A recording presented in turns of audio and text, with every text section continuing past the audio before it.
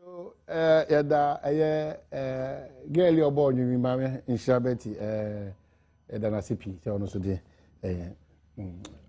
Na ma no fa so kran kanya wa obe lunch den yom Sunday na me aduma ewo apostle Oko Hackman sorry in Shabeti ejom kama na etwa egu ebe aso se de pese mu bro make out say ha Adom TV bedwam ana hwe me do ma hene komna sant no nkunu pepepe na ya abrefo e de afi se beto aso de ama bad me guso de se de to anim say free sabre copy medjoda no pa no nsia ye komo chopa e de se de na de to anim say once afi se me call antenatal no de ye hia mo akakra na me adma adjoda anopa e free na na me je de se no nwotwe e copy me se mbo wi nipa 150 no mako 150 or near Dunum, free medical attention. And the FISM goes antenatal.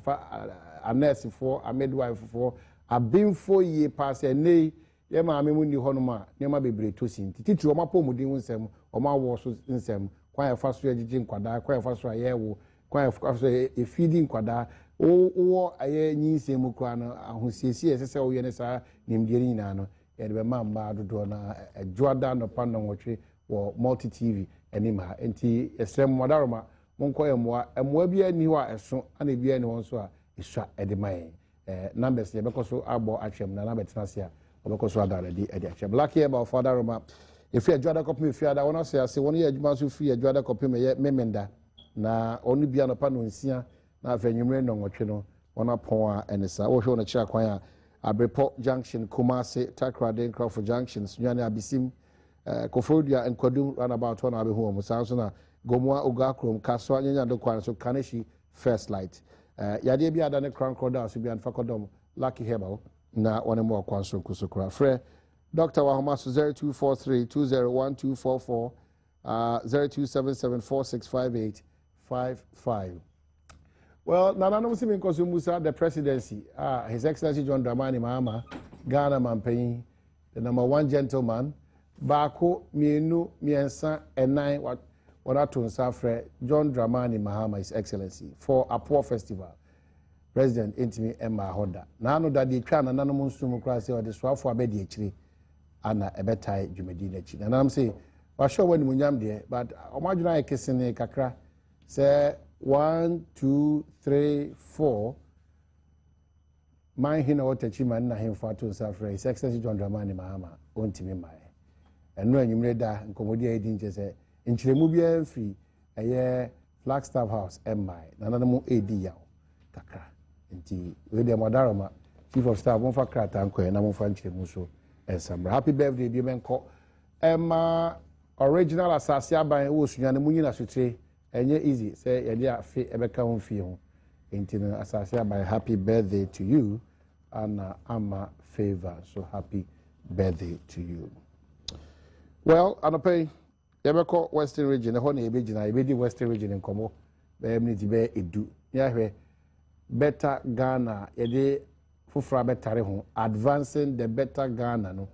In Shunsa Swa, Enya, Ewo Western region. So, we have Yamea Adomnisha, Ashanti region for me, Ijina Santimantem, Edu Central region, Ijina Central region, Edu Voter region, Ijina Voter region, Yamia Adom, ne Western region adehye mienu abetena dwanum dia yebedi Western region komo be mni be edubi na afi yetimi akwa nana buman kama ye sehwima hina na you also traditional area you also traditional area and nana follow under ba o to ye nana awula tu bukusu aka enum no ana ho bi ulai ajivi kwame ulai angametu amuna ulai okay your lord I see lord. Okay all right so 105 1760 your text message line no February orabo akando akwaba no maboko de me so yakopon Adom bibia boko you look sharp thank you I thought never want to pay me. Nana asked me say I have a slogan it will help you and give more energy to dining hall prophets. It's a good laugh. You need to pay me. But what is that? Now entertainment preferences never had him. What is that? It's in Jamaica, your madam Nabia. Omo Babema, also Minister for Women, Children and Family. Also, see, we know the entertainment preferences. Abano. I see. So what's the region better than a paper? But what people see crusading guide, Mamma say, crusading guide. Let me was here. I mean, you was okay, so that's it. Jura chiefs the bank claims of Galamsey. Okay, but and then the man said 2 minutes no more money na mukrom kasa. Odo film yiri krom. Nzima meta wachi more. And then the bias no e be sure banzuma for more. Na because I was on say hey etino muntia mukrom for mo kasem. E say the be kra ne say nei obi pemrashi be dwani kra ba bi ofia. Kasa na nkasa oni nipa de be din krita ho no edin. Ba me nyi ni say e be dia ma mo adopai. Dia no pempe so address Jabosufo. Oh, Mokasem. Yeah. Fortunately, the casa no committee. So me come there now. Okay. Okay. Bolimo and Nigeria me chia say for creative wait here and Nigeria mo enganga say here him vo boye and betie biara boye say he from say he bebiani be kwai yo so Jaboso ton boko akwasi Cote d'Ivoire ya wen so don creative biala boy o se hi enenje boy mechia ame oboke biala so na boy wodwoso boy biala ne ohoso asomdwe no ofa omai na yen creating boy ekoye na man okotumbon yen creating ye ne na ye ma man otumbon because e biala ne boy okohora akoye man ye botrai bobodenyo omai yen creating ye boka na Ghana man of fight na pahara melabasi. Okay, the thing you take change that say o chia say hwiman chia na nanom chia de hye ni nyina Ghana nkosho mo hwe na bibia yen kabo ni etimi pem konka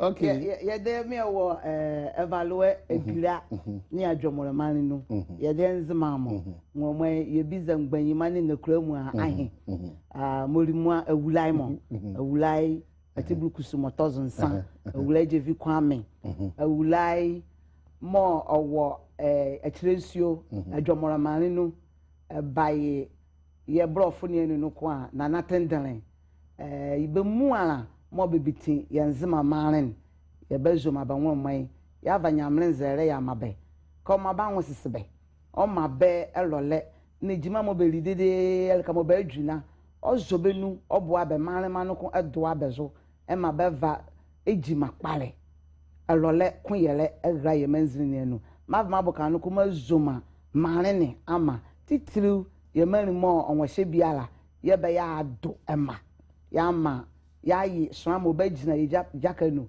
wo emala eyale avuye ne enu lora ye ba zere kabani enua ba doba ma mo okwa idindele badwumwa mo vedwe kondo gonwa anwozo ye ba zere ka yale be ye ya yenwona ye hano hala me kora ye kaye alka mu ye kora ejua nzimamane evaluate egira adwama maren oba va idan kpare ya hedana ye mari mu ayele sere dan kama kato sale ka fle na be me va kon yele ye vie luwa wo ye manzini no ye ba la ba se the Ghana a beautiful country no also the okay when you bring me sir as a host that me so to me sir it was a bono asante akofa enzima eni nti de chese ye no de nyame adom abufuo ni beba menti me ho ase ni beba but say pass ye be fa tu sekan ni agyan de empire on say de identity nti etwa kosi ya me ho chema ni matia fa chi no makofa sa say ya ti da Ghana for you ase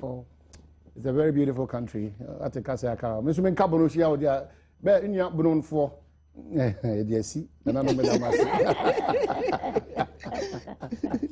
1760 your text message line Fabre and Jibre na yenkinkan emfa emma but well deputy minister to be Western Region Galamsey wasem hi we need the jura jura evaluate ajomoro jura okay all right so Western Region pa dia momo enkomo kakra ye hu wakando so how do we go about it Galamsey up in issue illegality enya de was so da bia no ya ye confuse galamsey and small scale mining no ya de wo mram asa wo de mra wo ho no eye adwuma a eboa Ghana man a eya de pa a ye be sha manfo nkran se omonye small scale mining ni mom sense wo bekwa kwa galamsey e be pa na nanom chew on Ghana mra no nanom ne de o masas lantern wa system nanom ne de o masas de nanso sade bia e wa asase ni mu ya ban dia sade bia say ye gold say ye diamond say ye dien wo asase kwa ne timbadua si so ya ban dia nti say wo asase a anu nkyere say wo kwan say wo de asase no ma obi ma ne be ye galamsey na say ma ne obi ma ne betu mine so yes small scale mining na say large scale mining na why ne nkrata wie no wo asase wi no wo kwan be fa so no be kasa but unni hu kwan say wo de asase be ma obi say onkonko ye galamsey nti sa galamsey issues no eyade a was ye nyina obia wo such chefa wom aban ko antumi nye aban ko antumi nye enye possible nananom ko antumi nye enye possible DC for nko antumi nye was ye nyinara enkanka communities na ade no ekoso wo ho no it will interest you to know say there was a community there security for nya information say galamsey ekoso na omukodu security for nkodu communities ni mo no na community for na epam omo so monko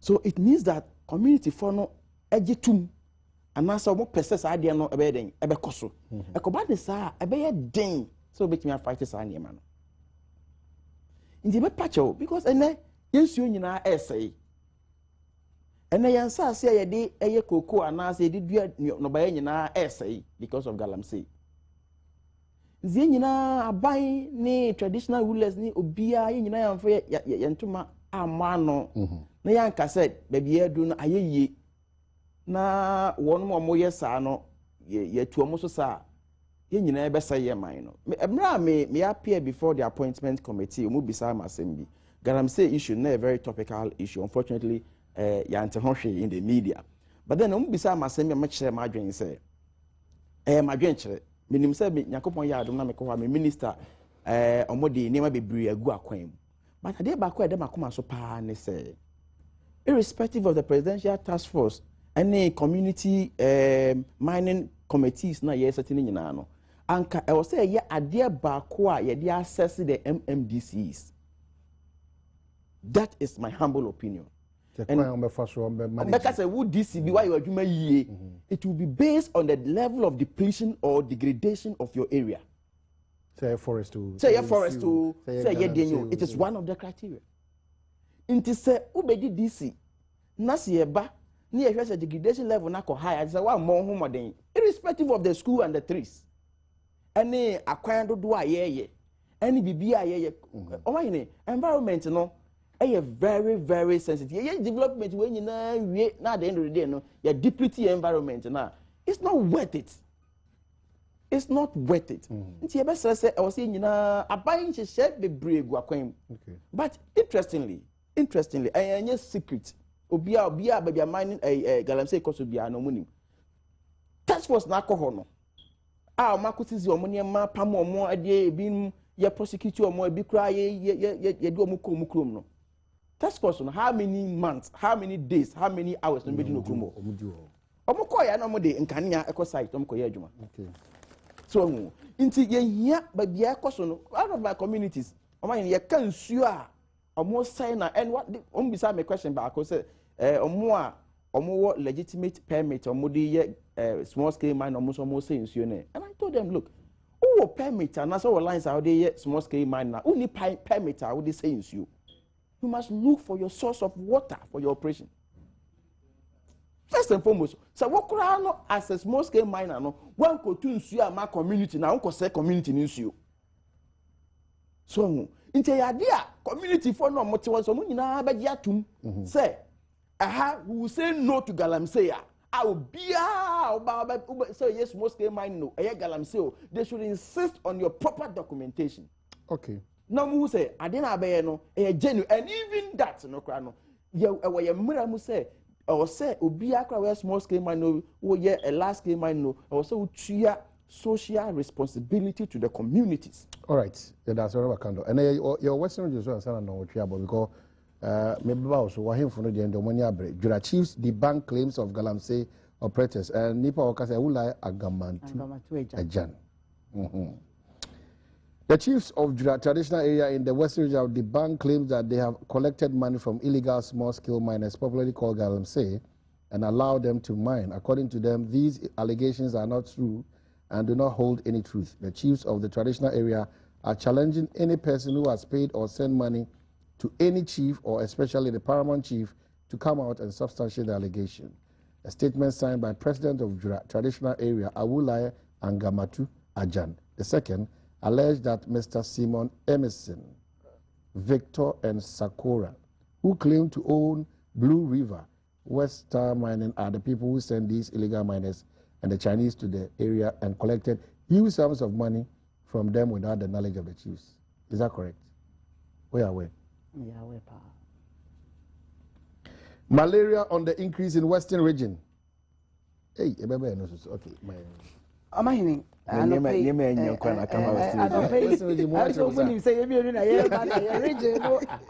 Limelight is an unpaid chair with Tiafunina. Be kind.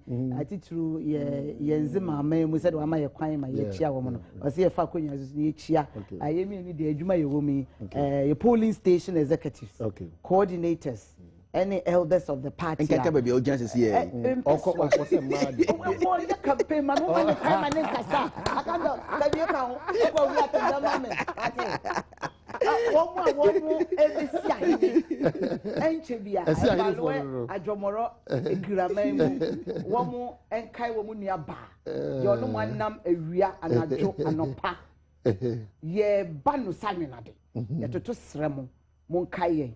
Na ye somo e wo kwampa so se de ne ye hia wo ha ni fimu ani se nyina ye dwen Ghana ho ye me kan sam nto obi so ye me say obi din na Ghana ne kan ko e bi na no pay abey e chia mo executives mo dwuma pa nyame nsira mo anopay mia me peso aso egira ye kasa no ye egira dwuraman mu o ma hene odano Awulaye Angamatu Ajan atuna nu mutio nukure ni me anopa awia anadwome nam peso ano so. Na mining as a profession, enya bone.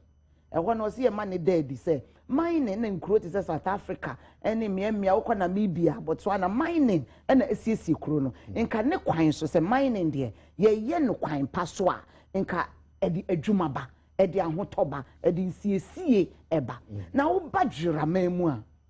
O mining mesre mo amakọ na nse mo fa sika ne asam kutukrom amka krom dwaraman mu kakra from nananom abreso o na wester abesi ye kon so e wo dwaraman mu ya ye de asase nananom mpanifo de wo mo asase na sebi awoho bi ene wo mo nkrofo bi abeye nkrata bi si asase no wo mo ato basa enti nananom wo mu dikan wo mo kan wo mu dikan wo be hwa kwan asupiti ebi ni ho na matu asase ase ejapade ye nananom wo mu nananom edija wo mu nka ni kwan so anka ye be ye legalize small scale mine na wo nkrata na say large scale ebi ni adamusa nka ben ye ukwa adamusa eye nananom asase bia na sebe Australia fo ye de ni o ma 2 year wo mu aya efa nipa eye adwuma na nka mo mu aba na wa ye bibi se mutu ejapade kwa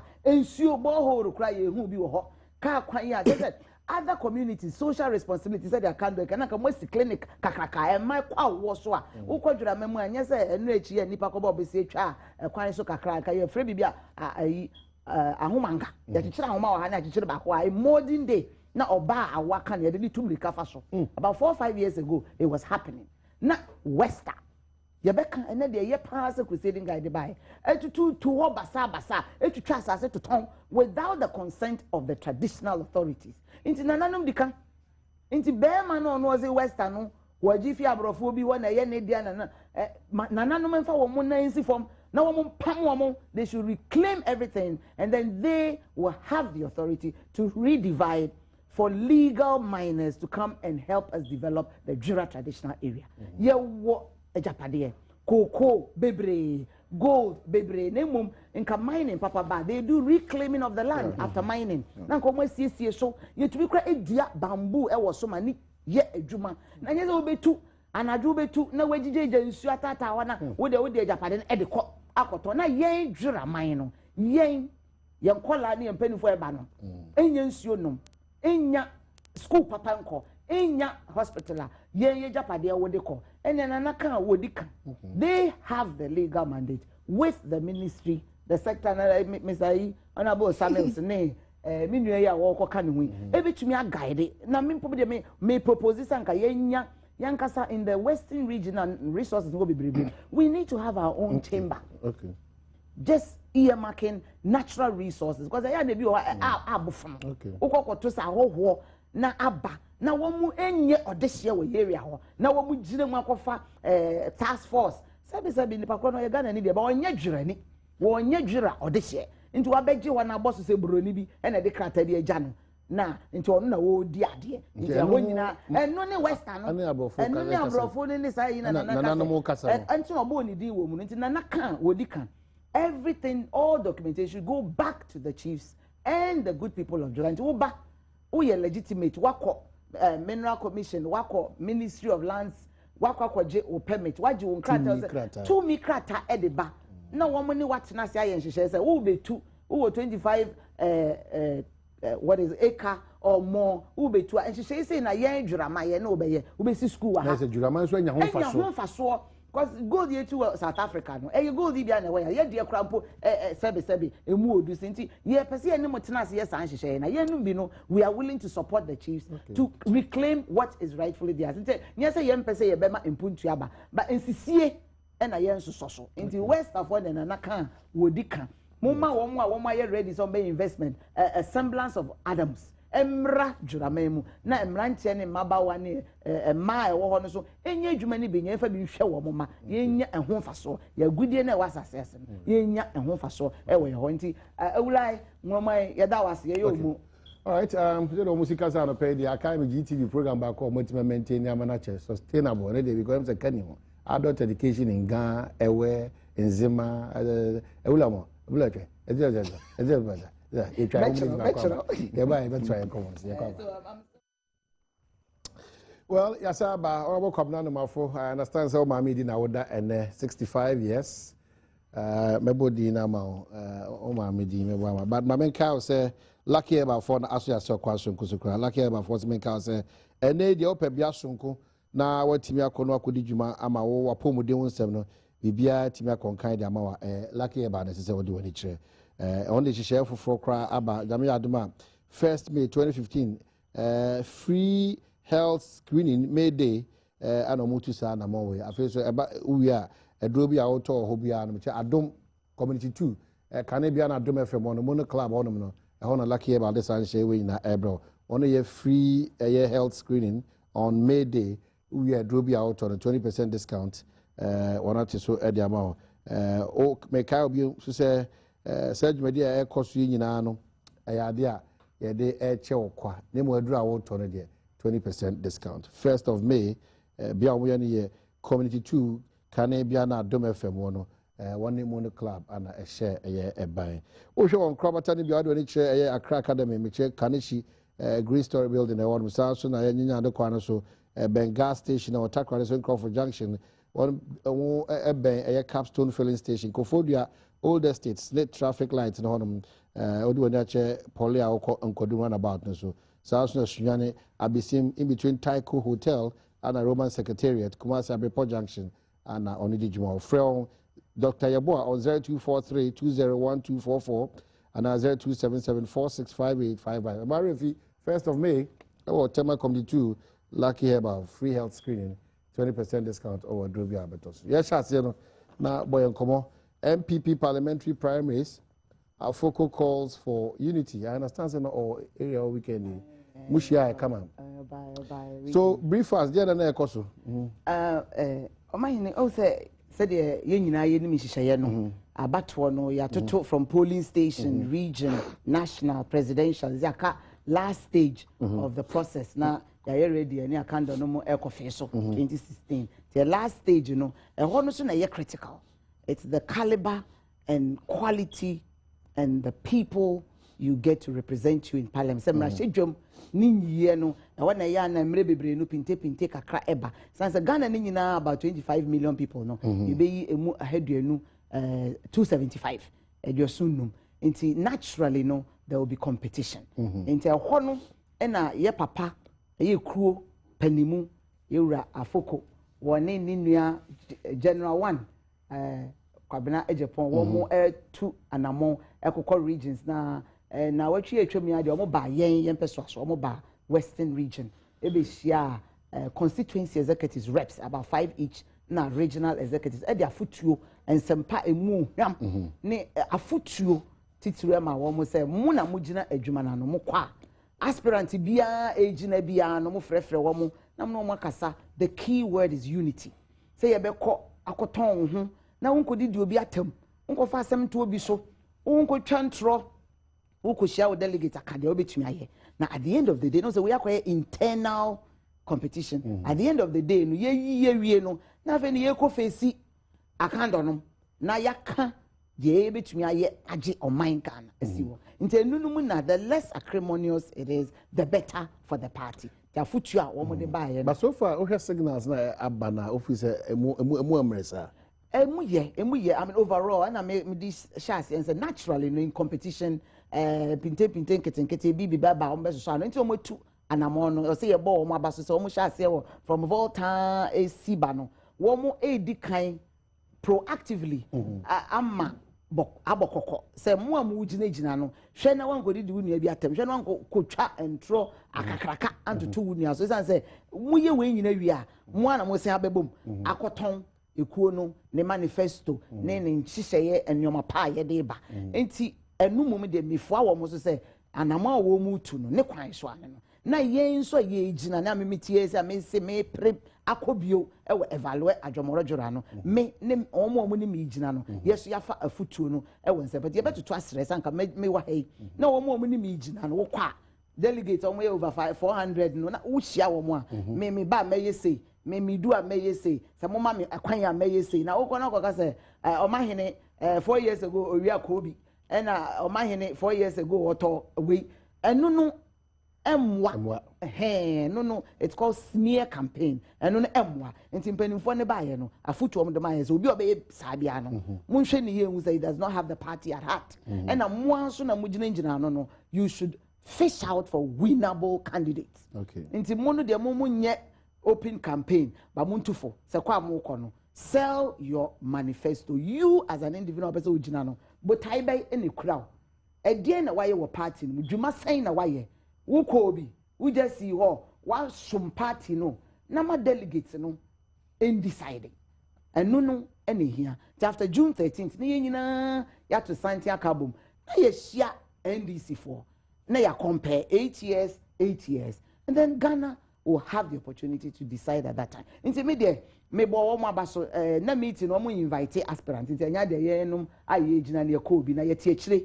omo ko ba ye no so ye tie wo krata mu region panifo de bi tudwa nti ye tie e wa supam ye beda wo mo ase so omo nkoso enfa foto ni emra na ye mfa nya adwuma especially ya ye gina na ye mfa nya adwuma ense obi adin nya ye nko e na o man na ye de wo kwa na wo kasa yi a delegates no wo mo sebe womu nim de womu ye na womu nim de womu pe womu be yi de party no akomada so na ma impuntu no so no aba but no easy de afutuo ne a statement they say parties in anya de mbaka na ye be shada de ho ato so sa we are let's unite against NDC unity ne de ye be kom but unity any key word well but mo issue hihye bi a kire say na mo ko primaries abato ayeba so Sanche me calm I be na refi because no abanya national executives mienu bi and some regional executives are openly omo de boss so there be omo support all tape so na awie e be di hodwuma e pese ehu say Sanche within your region because making calm The New Patriotic Party wishes to inform all party officers, executives, and communicators that the guidelines governing the conduct of the upcoming parliamentary primaries are in force and must be complied with. And it goes on, this include national, regional, and constituency officers of the party should refrain from openly declaring support or campaigning for any individual aspirant. Similarly, all party communicators shall desist from openly campaigning or declaring support for any parliamentary aspirant through the various media outlets. Parliamentary hopefuls are hereby notified that they only officially become aspirants after they've been cleared by the vetting process. Moreover, it shall be the obligation of all parliamentary aspirants to protect and promote the good name of the party during their campaigns. Please be advised that the upcoming primaries are localized internal elections. Therefore, aspirants are cautioned to refrain from use of intemperate language and personal attacks on each other in the national media. All aspirants, officers, and communicators of the party must therefore conduct themselves above reproach and adhere to all stated rules and regulations governing the elections. Accordingly, any conduct which has the effect of any of the above or is similar in nature to any of the above shall amount to misconduct and shall attract sanctions. Yes. But how do we try who say and also the key word is openly. Say party de we bia say the omo omunim omu hia e omo kan say wo afarijan kra service oto aba party de oye ni bia omu gum no wo say mepe kwabena mepe abena mepe adwoa na wonye no to the point of creating acrimony enti na guideline wo say ye gina no twen wo mu wie vetina ene wo kwa wo no pum na wo say your constituency chairman beneath no your constituency chairman opinion mo be ka say candidate A and candidate B and these are things that happen in the party. So it should be allowed. It cannot be allowed, but it can be managed. It can be managed. The truth is, the delegates, the executives, the coordinators, omu nyina to abani bi. And obi a what the open. But guidelines omu de abani say na wan yenu say openly. So omu ti omu be share omu call rounds and say yin to me and country say open abena and kwaka. Nemu men kwaka no openly.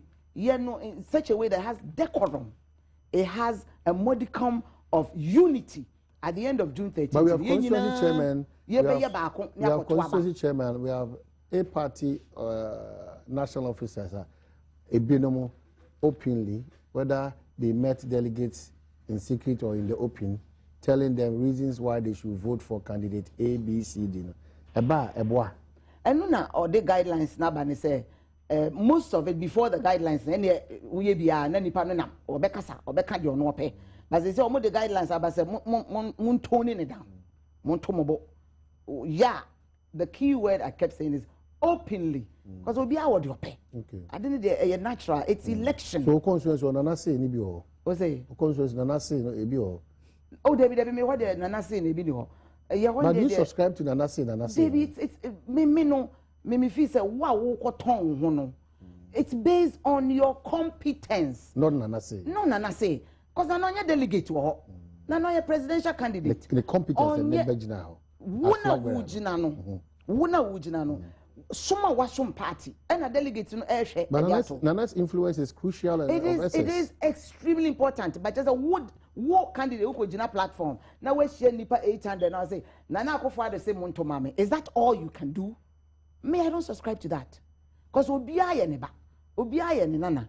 The key word is a day na ube to ayama party no. A day na wayama party no. What is your credential in the party as a structure? Or constituency or wasum?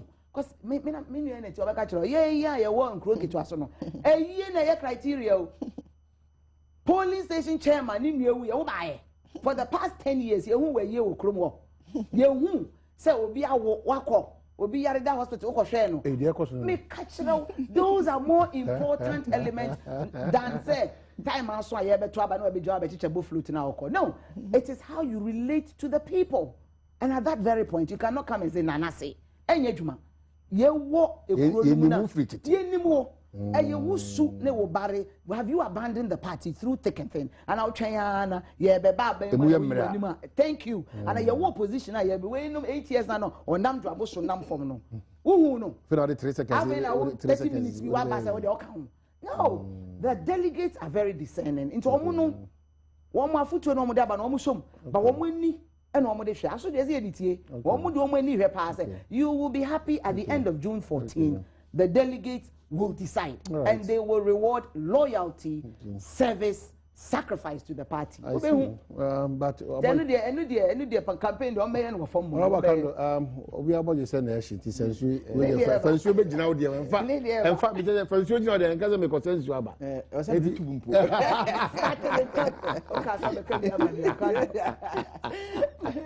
I see. I'm say about 12 by moves and 7 can you change? Yeah, MPP so observe.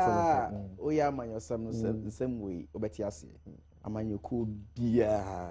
I saw them elections across and every election and can political party bia it do bra ebe to abanda na emuhu putu. So the right now the leadership of the party no betimi aya so betufo. So ombe move from one constituency sometimes region to region constituency to constituency na ombe two party man for say omo enye den into no down. Na debia meka se suban ohwe etese nyensen wo ye den ya wontumi mfansie debia se ye tufo a ama ye ntufo differently from our national politics who tuni for say ontoni down within the party na who tuni for say oba abonti a onna sa suban ni adi na be part of him or her. But Ekoba ne said there be mushia NDC for their monko ni say na mum some mobile party internal their monko ni say ya very difficult for them. No, that's not I'm saying. Because very difficult for them to manage. Nti they make nyina ne say mama yentu for pa eye amanyosam ne eye wo say metumi aye me so me say metumi aye akwa ye nyina ye fa so aye no na edifa. One other thing ebe ha MPP for omo primaries ye na national kan ye no. Of course I can agree. I will not be hypocrite. Say panyi bia our political party mu bia in every area bia no obi wo kra na onim ho hwe ye ndin ebe batane ma ho. In politics sometimes obi pese oye very very fast. Oh me kra na o ma hene support me nti mo nto aba ma me ebi kra na o ma hene nim ho hwe. It could happen. Ebetumi so aba say obi wo ho a oh to me die adidi ni tirim nti obi pull strings. Certain confusion. That be way na no di matem te o say yi ni free ho. Way na no way na ni nso me. Way kra me hu ni ye. Tribum. Yes. Nti nkrofo na wo ye panyi a panyi you can't be at every place at every time. Nti nkrofo na for example I'm just citing as an example the so-called people from somewhere Nanan Crawford in Western region no they will be giving him information from Western region. Oh Western cry we no we need a side yet side say it happens there no na ebe di MPP nyapa at this point in time. Oh we were Alan nana we the news or cry and it sad there tapes about bonte winning. There are a lot of tapes out there. I know I mean who write out there just Alan Kojo chairman no man share Kumasi North campaigning openly for anya dia me majatum de basana de bokata na keka de one of the that's onye campaign onye constituency executive no onye it doesn't fall within that criteria. Okay. But you see sometimes so when obi suffer you should go and rescue the person. And I agree so me nim when I catch him say no cry yes ikusie ompia wi akwa pia wi na asemasi me di wachi a supporto amenne makunye bia meche so no ye hon mase because of you menya boni bia no man you tell now Jimmy ma you have been in gratitude. It's only many and so that is what is going to affect the MPP as a political party. Let me tell you one thing.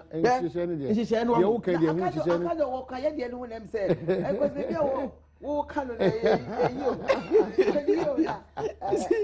You say no. Sometimes you can have a very beautiful write-up on a paper. It's just on paper. No, it's not just beautiful. Madam, I have been a branch. Very substance. The entity say beautiful, which may was me say. Fefe gu krata so. Ba ye 200 no. I dey na me catch you say nei te waso na tie awie. Say de be koso no e we kosi say obo say emra no say hu hia ana say ehun hia say esese wo asem no Obahini we nyemra o guidelines exactly guidelines you are not bound to obey her position. I can understand her position. A party member contesting, you have to be very diplomatic and careful. Argument always about say do you know presidential you can see the mercy ya buy no etifaso obi general secretary because obi to reach him obi article didn't it happen in this country? I can understand your position, but the reality is that me, I have been a branch executive member, a constituency, a deputy regional youth organizer, and a substantive regional youth organizer. There's no include to a Juma in political organization. I mean, you be that. I know, and sometimes the party can even decide to present one candidate. It is behind the scene issue. How you massage legislative so contest, it can be done, but the way you manage it is what will create a problem for you. Okay, that is politics. So that is politics. Intermediate me feel say the MPP, well, as a democratic nation, you be person, you be your opposition or mo be jina ho pinting. But for me, in my widest imagination, MPP can never win election in 2016. Omahene. Okay. Omahene. I know that when you comment, you will never take it lightly. Akando wakasa wakaiya na strategy. But the other source, you know. Omanya yeti. Aya constitution. Aya what term limits. Na minister designate. Enya dictatorial tendencies. Formidable political party. Like the MPP. With roots from 1947. Say can never. I don't know.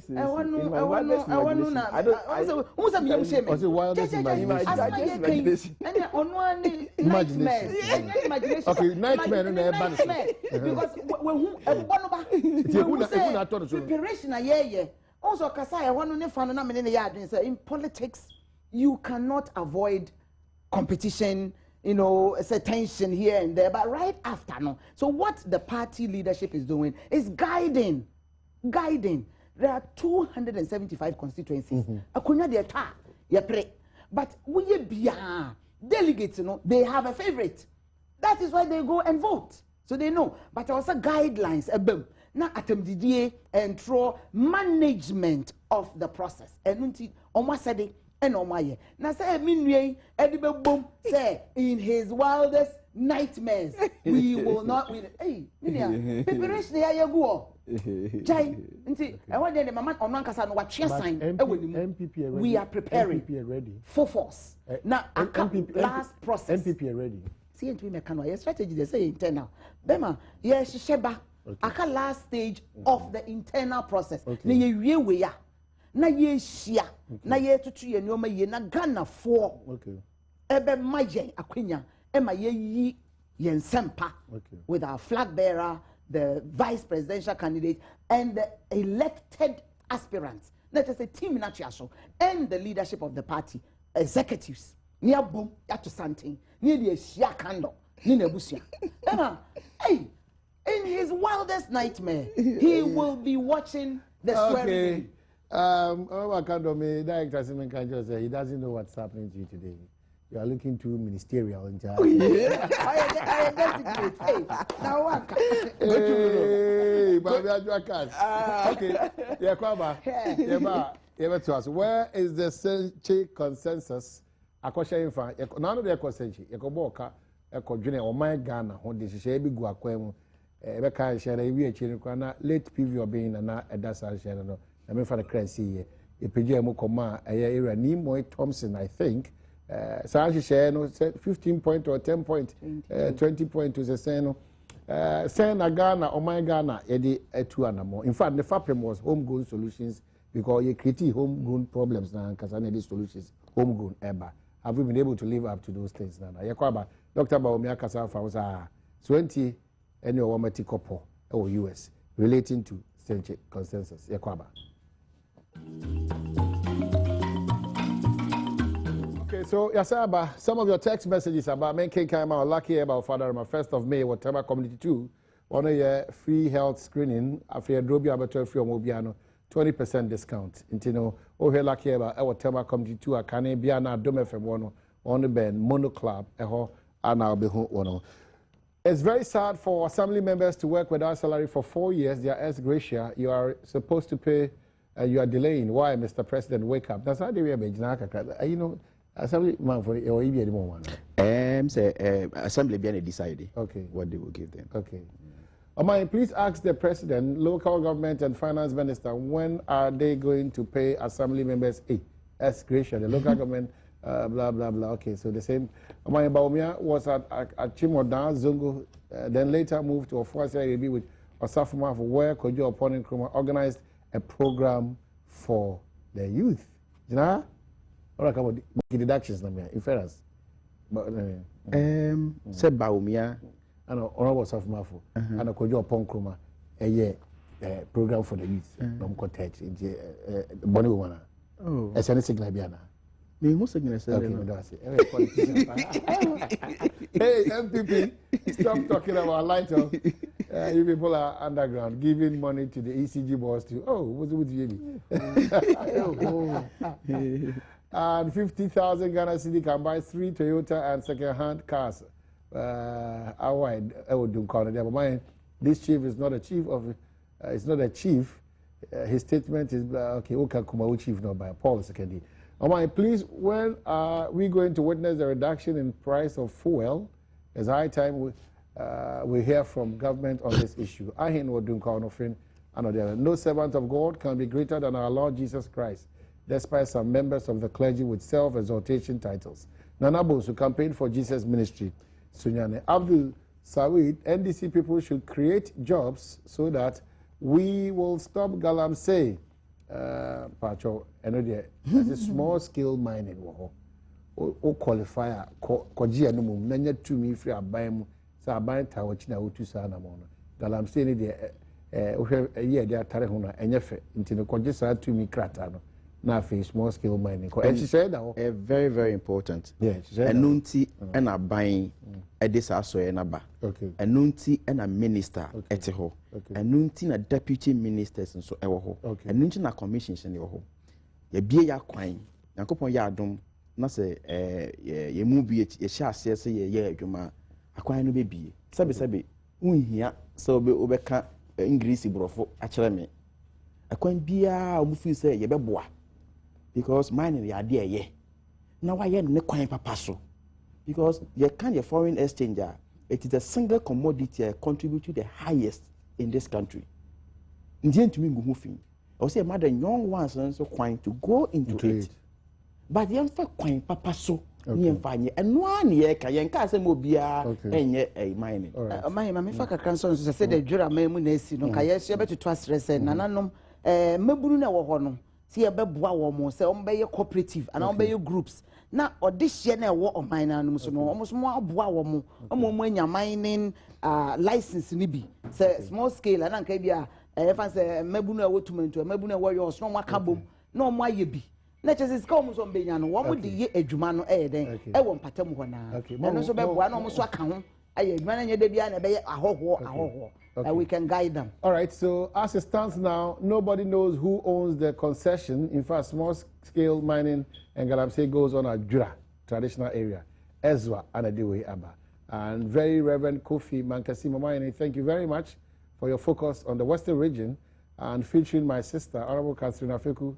Let me congratulate Honorable Akando for his appointment as Deputy Minister. We citizens of the region must come together to develop it. Thank you for that.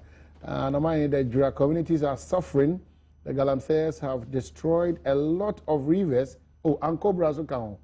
Uncle. Former MP, please ask the overlords of Jura traditional area, when will Jura Banso, is that correct? Jura Banso. Get a chief the seat has been that we will confirm information. So politics now. I said we will confirm information. President, on one we are politicians who are trying some. On one side, was here is that no president. I want to tell President Mahama and his ministers that if they have traded our lights, there is one suggestion I want to make. They should try and make all traffic lights solar. They've started. And look at it. I shall say, chaos. Okay, no crepa. But I'm shall say, I'll must see. Maybe will be my young kind of 1760. Our text message line. Fabre energy breaking came out. Mema revision. I'm adma. 1st of May. Our Tema Community 2. Be a mono club or Lucky Herbal Clinic for a free health screening. Be a bro. I should show you pedium come and go and make time for. Well, where is our century consensus no report in front of you? Did you want to? I want to say, baby, you are Baumia, and them so cock assassin will US. Na Papa no, why, yeah, Juma or Bank of Ghana will be a name the background. Na saying in some more cano, may panic, I will say, or in Casam we kakra.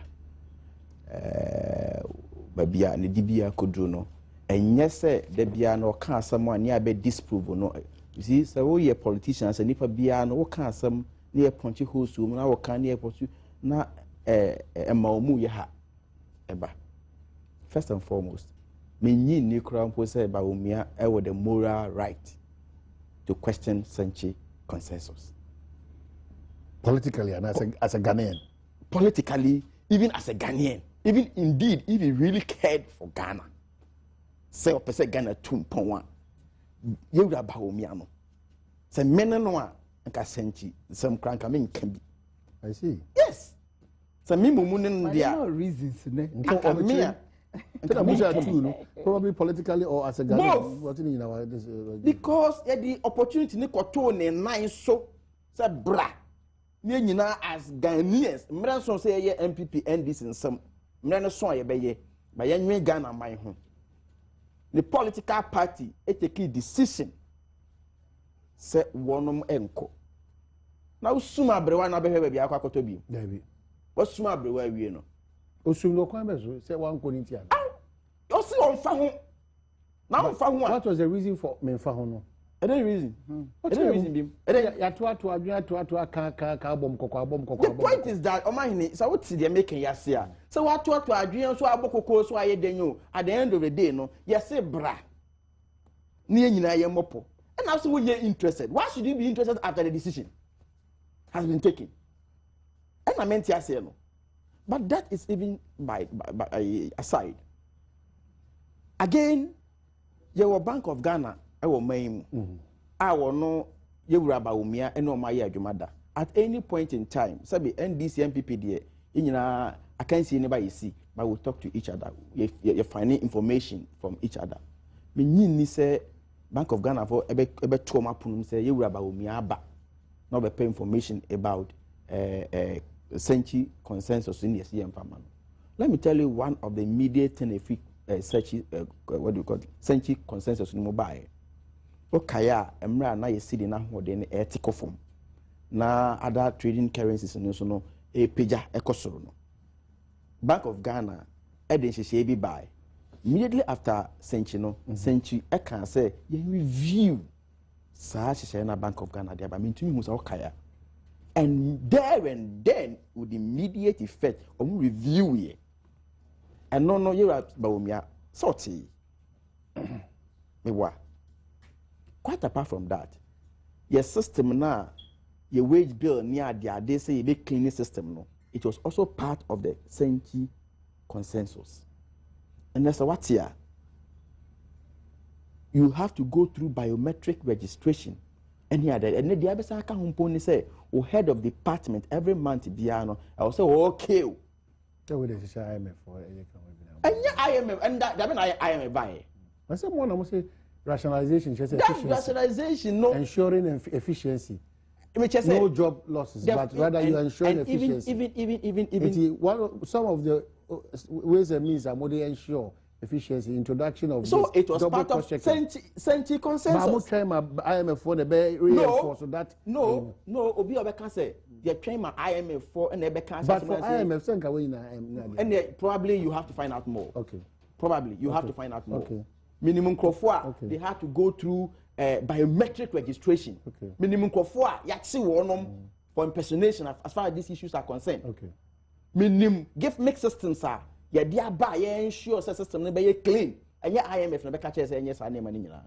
So I will humbly appeal to you Rabba say you see because of the quest to come to power in you know nema bi or turn a blind eye to it and wow man and ya de be boa man for me a lot is being done but bia aban na ya de en yenka say aban wa ya de na mum ha de wo hwe ha abeboa ye ne de Ghana edumra for me in my constituency me de afiwe me policy ameya dwabo so constituency de se da hai MPP nyakopon daro ma manya bra betna so 8 years en ye nso ya bai de mo ye mu fa megu ho de nso ye fa megu ho na manfo mo dwabo so mo hwe so nto aba simple anya tem didie enya mpo atwa. And that is what is going to happen every part of this country. They are advancing the better Ghana. Can you stand on that social contract? We are going to do that. That is exactly, and I am of the opinion, sir, we should show pictures, videos of projects, what is going on, the length and across the length and breadth of the country. And then the BIM decided a kind of example. One of the worst roads in Western region, Takwa through Bogosu to Anyamfori. One of the worst roads in the region. I am very sensitive to the region. In the middle of the region, I link the metropolis to the northern, to the southern part of the region. And you think that my name can't say same way. Now we are a consensus. Then what could go to Makotiti? Netia consensus on to the elections. It can't happen. And for me, the social contract near Ghana for assign in a year John Dramani Mahama 821 among summary. The man so no just simple so. I can't Ghana for say. Mode or mine sharing some difficulties by there. I am not in any way saying say or mine than a paradise. Now how be any Busia bien who are sorry them how we are Busia penina de Busianoa or how never back the coin befa soa or so how no. Any who say we are Busia penny papa. I see. And for me, it was about me, Mr. Seno. Say, we question and question ye na say, a yano correct. Na or come once more. Why? Or again, and instant you'll be again and in. A bit much and I drink. But platform beer, papa, no. Na, oh, die, die. Hope you might be saying, Catherine,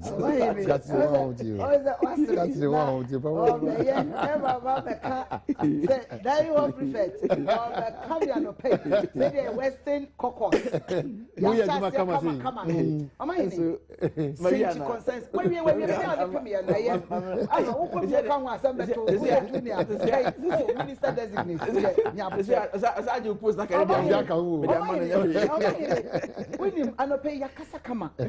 Senchi consensus is the heart of our topics today.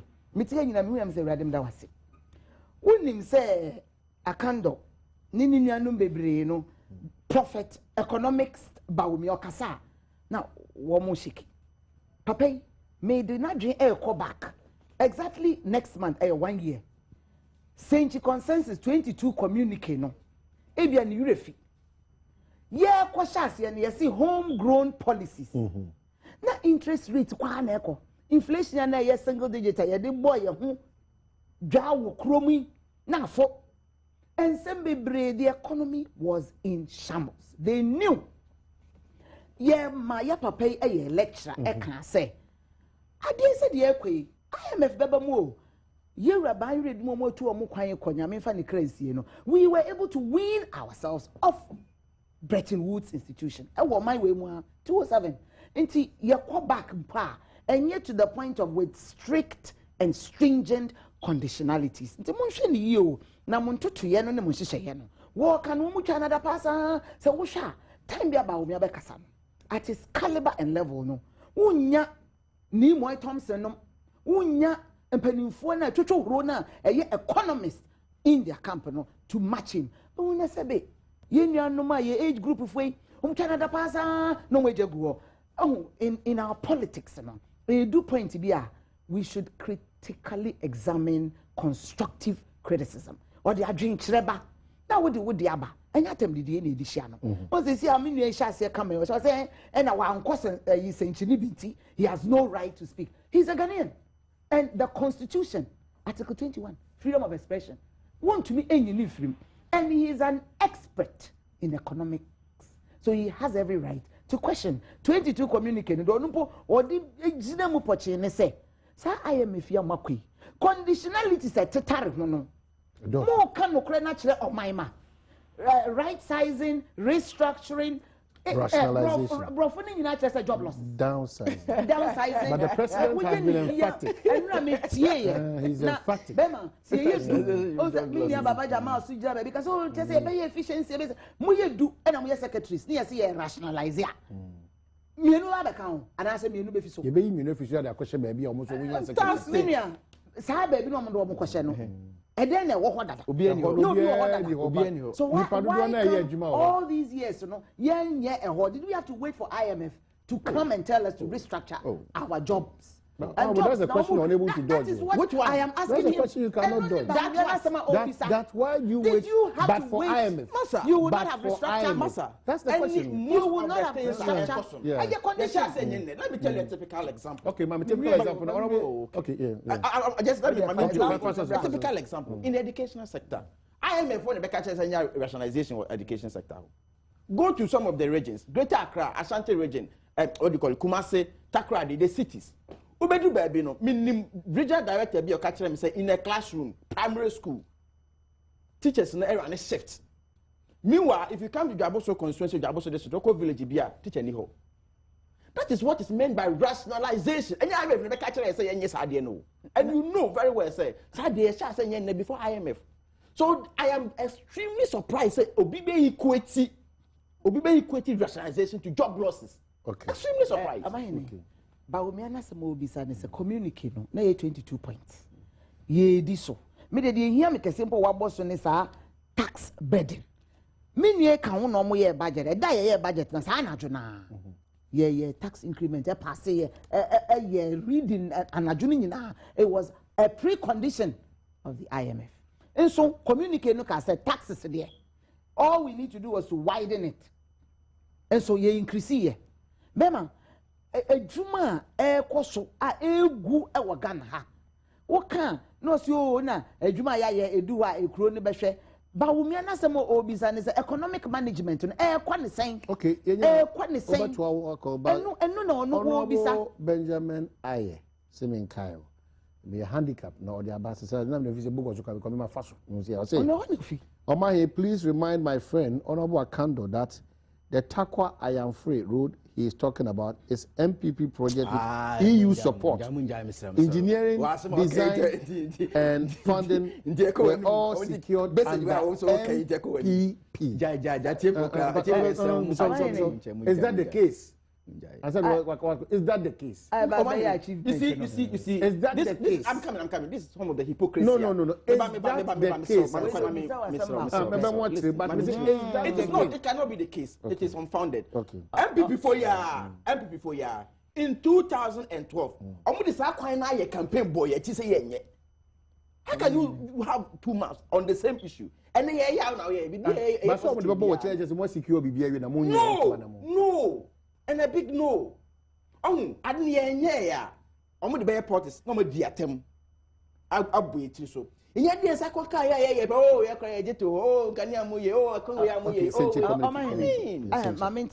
was a spokesperson on infrastructure during NPP. Okay. In Tisakwino, Taisei was a contractor from Aguna Junction all the way to Anyafria phase 1, Edu Takwa. It was a secured loan. And I'm my oh, yeah. And found one once I'm say, now why you bogo so quiet, why Yes, so could be so could negotiation. No catch it. Thank you. And I watch Kayo. Oh, now we could now persuade on the campaigns. I mean, I'm a couple months about Nayaba. Such issues are to be expected from the MP. Na obi chakwan pa. More of such issues. Man credit. No, that's all. Because in Ghana ni ye and a ye. Okay, say at the end of the day, say George Macron. Na what ya so. Man credit kakra say oh. It is not true. Well, I can't offhead no to be can but I can get it for you. And then near my Professor Amos ko why could be Takwa Hospital. In some more fast I was there. Oh, and I even look in governance. Continuity. Exactly. But give credit where it is due. No, listen. No, if you say give credit where it is due, I agree with you. Yeah. But where it is not due, you don't give unnecessary credit. Okay, so this one is not due. Fantastic. With the due na ye bejanesi was saying no. Ba umi ase ewe hin.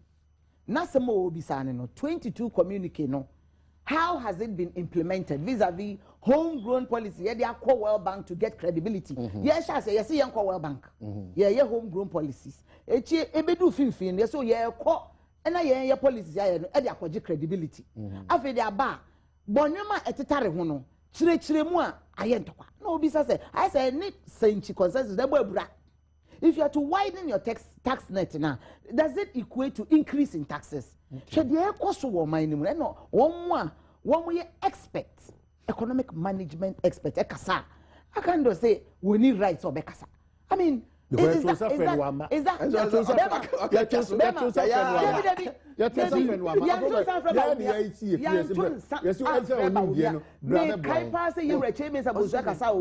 two days to time.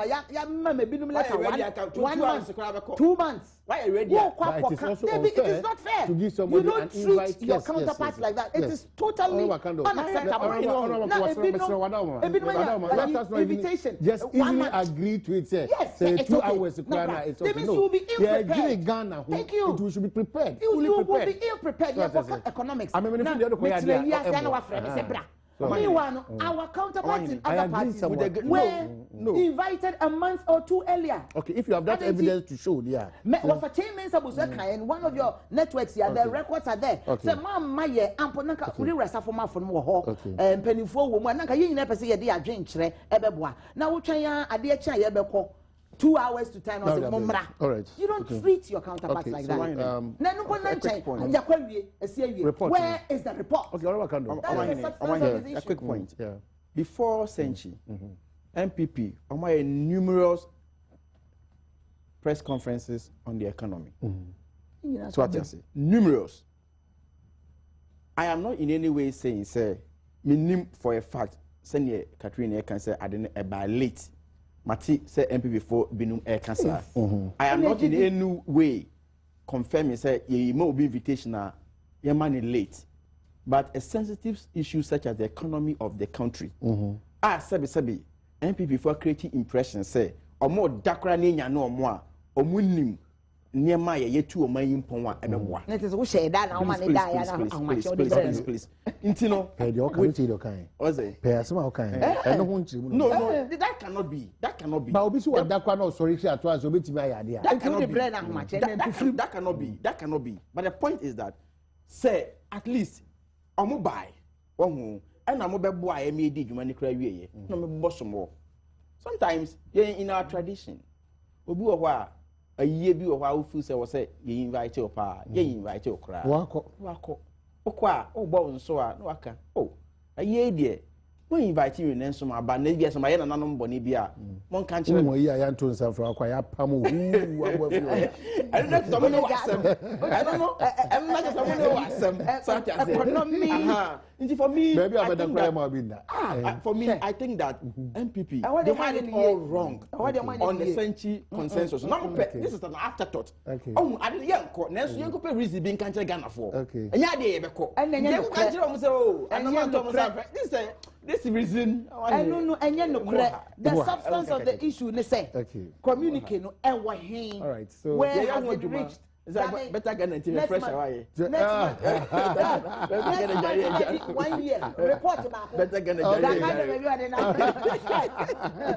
All right, so yeah, Kwaba, yeah, bye, but but Honorable Commander Mafo, Asin Central, Mensi Krachoma, Mrs. Dora Anomafo, Dora for Auntie Dora, or Asin.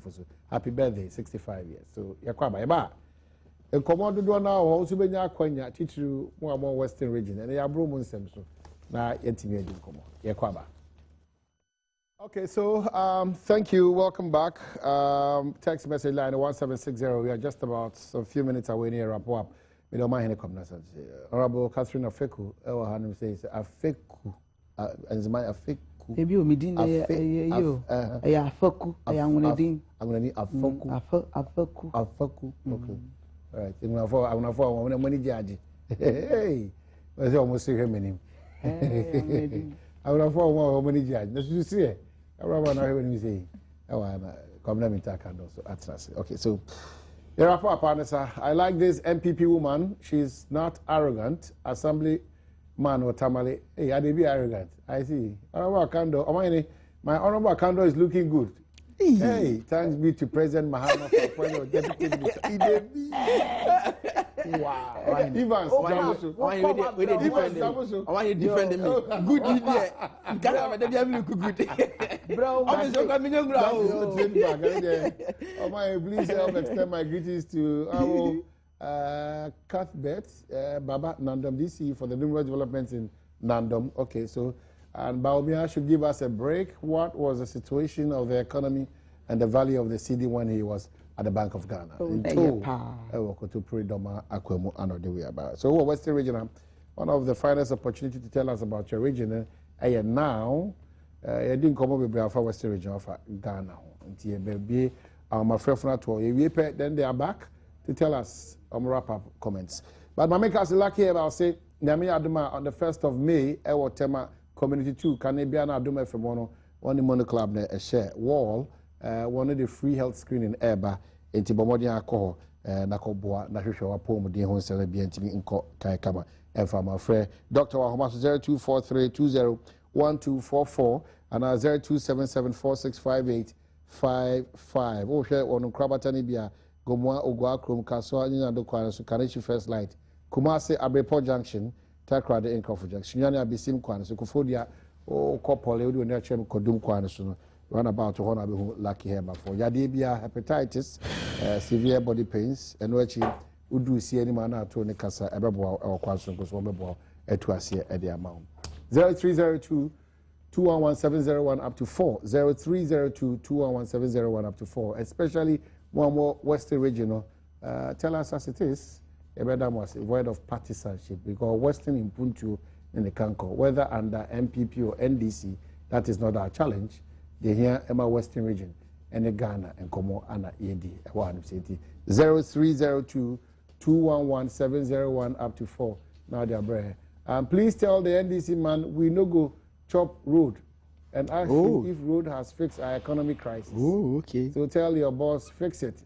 Jack McKay was seconded. Thank you, Maine, for having remember the Western region and acknowledging us. Greet our honorable madam for us. She's beautiful. Nasemanake. The fact is, if you are beautiful in the dress, good madam. Okay, Ms. Ando Axim, chairman of Bakakuku, the Bakakuku. We're delegate.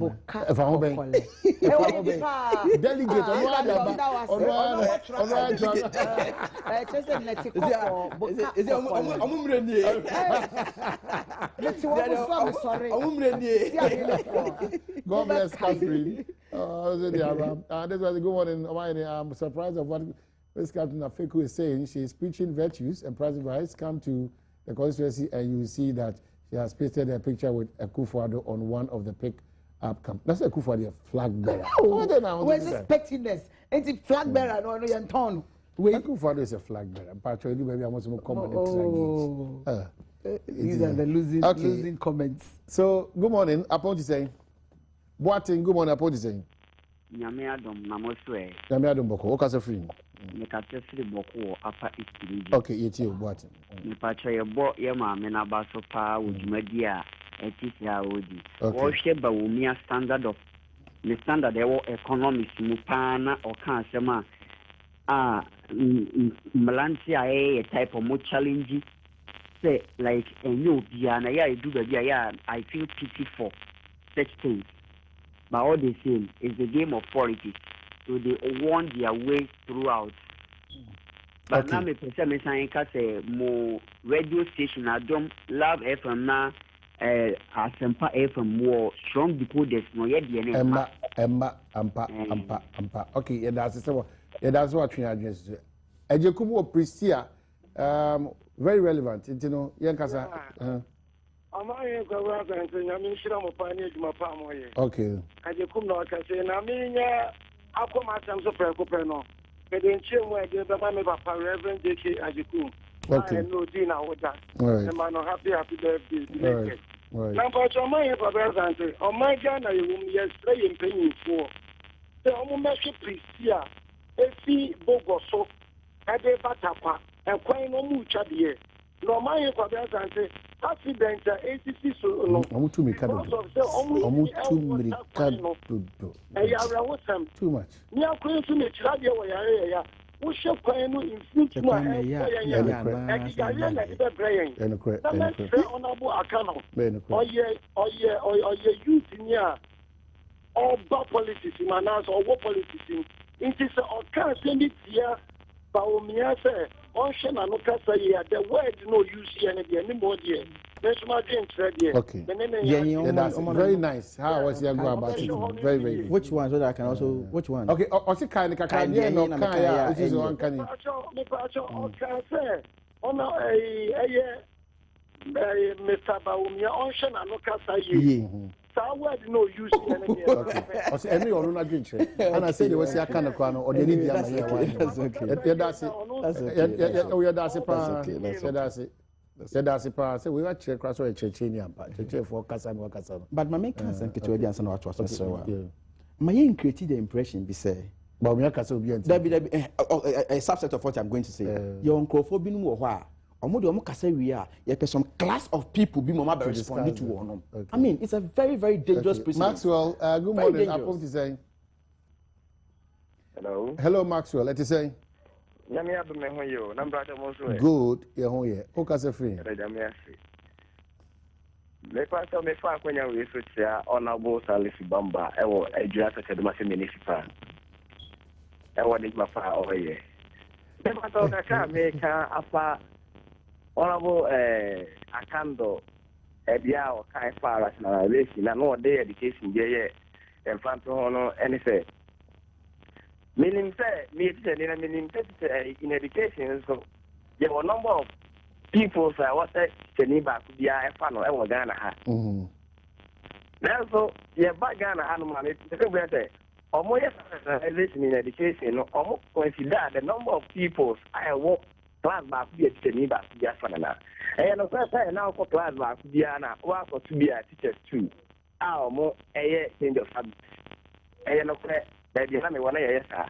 but na me nko na me class na me take students people from 8 in a class one teacher how can one teacher control a number of people of 68 at the same time a better na teacher in a try there no a number of times I was watching now better no market and quality size na time no market no science defense subject Editani ema when a classroom na any ornament and I may a class be boom. Okay. Emma the do that and number na ema teachers ni bi ekoye tutu nti me be dem bisa honorable akanda say omo ya rationalization omo sake ekwa vida number of people na teacher for you know and omo error system no omo sake ana all right it is omo answer ke dia any me kind say but rationalization omo ye de na so ha enkrano endeya me no kase me na me okay yadase pie nko gina elubo na yama honorable Prince Akwaba na what to say o mai bibia boko na wo say na me don boko mai na odumadi a wadi ne na asomani akasa chia minister mame na me kase nyame o hira no ne na adwuma pa a wo ye nse o ya branch a afa na waba in politics no but nim die ne nyansa ekuta no so paye na me gidi se dachi bi no nye minister keke no bidie obekọ nanim o man ya de se dia me de sre minister say woto president Omama ana wo hu papa na wo mo na man ye say Western region ye DC is be performing and no man koso ye DC for and no collapse ye party NDC party no etimetre titire ye domro DC ye was seveta dadie o man penyini me se o man penyini say this DC ni die o mama this obeyi papa na free because no ni e bi ni suba bi a wo den e di o this to no and toye and self fata say DC way etimetre because o man penyini president mama ye ne to abama wo na wo party with DC say no man ko ye kai say uti na wo papa no free na party ni for na ntuma pefra because ya nhwe na ya nhwe sa no mo simpa ya o man intend to think of on to aba wo and go for me ya je so mo to aba o mo nya djuma dene en for my party no e mesra o man panyini o le ye wa kan o me say o be ko man panyi o fa ko tu nanim say ye wa service adade de o mo mo de say no ya onyini floor na ya NDC party no fa no to pefra ya te jomoro sense me kwada fe de I mean very too much. Joe or Job, good morning. Good morning. It's a okay, free. I'm a Cassati Elembele. All right, it's you, Joe. Michia, honorable Oban MPP, Nino, and honorable Kando, and say Catherine, I think. Media Castra mechanic says, Isiano, Senior or Mane Kono, said, Bibina no credit, men can say your party. Son kan wasem o man yi na ye pe isi a wo de mo men check records kakra since aban we about party transport ministry of ministers are pass some mako 8 na check to bibi course wo ho na entwe yi but isi a no ko kan isi a o mo so mo tu kata ase ase isi a Western region see youth na ye wo ha isi a ade ba kokra me kra ye me ya me ni ho ye me ya yin say Oman Panikufo by no creative district awon crofo because of Kwame Nkrumah and so bibia no mama so no me de ko isiema isi akọ bi krona and setampo say e Kwame Nkrumah kuro okay district ye friend say headquarters police station o me say wo isiema abra you say district no so e wo crofo ya woni medu o ha e ha mo me nhwe na ye mu e friend say Ghana no forward na mo me njai e na yes Amangoa Elembele good morning memoir responding to that more small issue memoir responding to that Elembele Amangoa Ebremo Mlewote you have to be serious in this country. You have to be serious in this country. Hey, I said there was the attacking me. There was my phone. I was like, too much. Yes, yes. Patriot you. Patriot you. Pacho, I'm trying to pay the Michiamuna, especially honorable nature. So I get up, papa. The minimum one is ever parliament of the country. I look at I am papa. Then one can be kind I said, Baumiano, MPP for now, and it's all Munyami Bia, just who knew how Bia and Nimu Party. It's Ramo. They are 2 and half roads. Sister Beauty, I didn't cry badly, cry now. Tell you why would you two say, for my no, at the Wakuma. Can't say, and this is one why you say cry now. I said, would Jabby Bia Manica now? One, that's a cry, na say, I am fast. I report, I knew Juma. Now, bet me I can't want them near the end. I didn't me appear after one.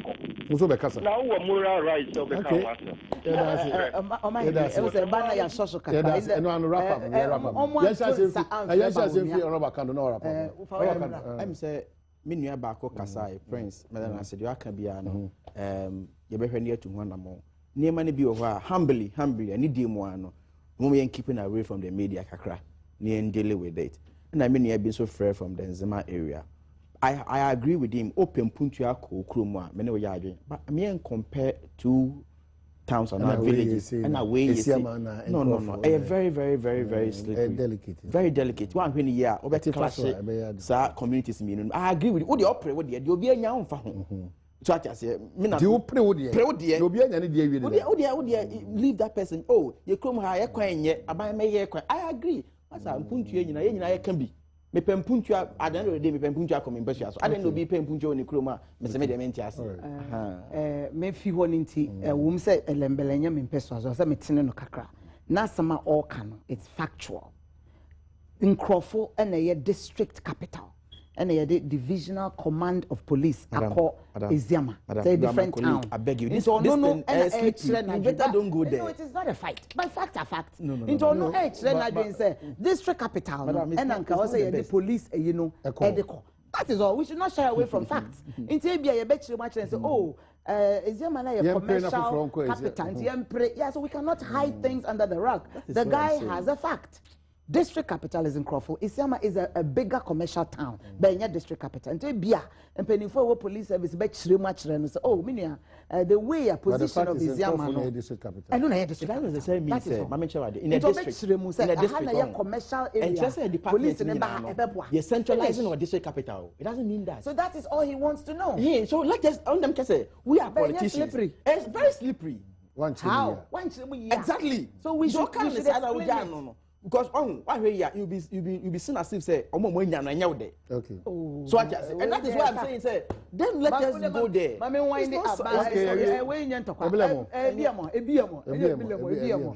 Yes ya da wase say na wa ma ye kwan. Mene minua kuma yaba ne abeka Western region. You know, apart from politics, you know, your best stress or no so impeso so aye de ne Western no ensi na especially mining na health minister dey be otwisa ye obi ko ka ni na no mining na me Jeramemu edamakoma so e me impeso so enti say ebeboa on hwe now encourage small scale mining of the indigenes now on hwe no so any legacy so obedi lands mines no ojato Western region and emo manchia me delegates na ma ye bone ati ye be so ma bebi akon ye me beluwa okechi ojuso ba hati be die marale no baba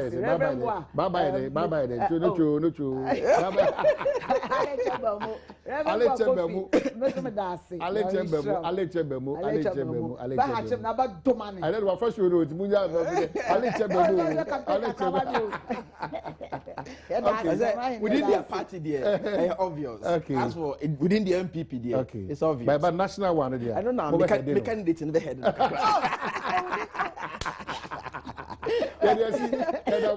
Don't trust your movie anymore. You don't want to come now, Santi. Nana, I have before transfer.